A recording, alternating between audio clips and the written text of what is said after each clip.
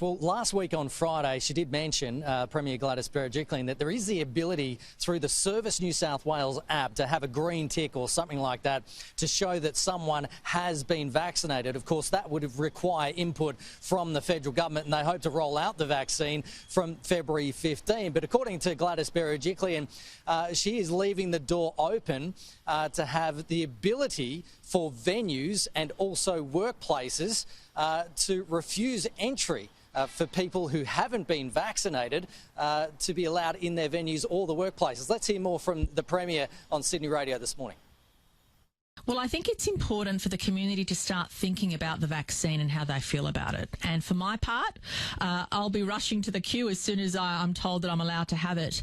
And I want people to start thinking about that, because the more people that are vaccinated, the greater likelihood that we can have a return to normality as we know it. We will also consider whether we allow venues to, and venues do that already. I mean, people make up their own rules if they run a business or have a workplace about what they feel is COVID safe.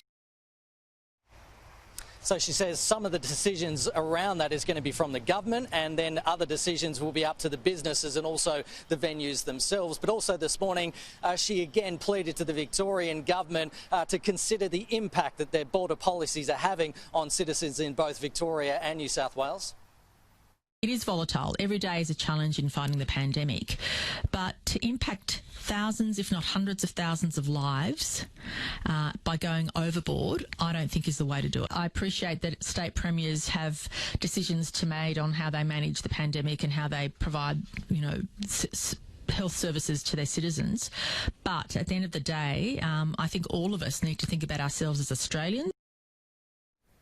Pete, we had low testing numbers reported yesterday. She said that, again, there's been some low testing numbers, but she said that we can be pleased with the numbers that are going to be released at 11 a.m, so we can expect low case numbers, if any at all, to come out at 11 o'clock.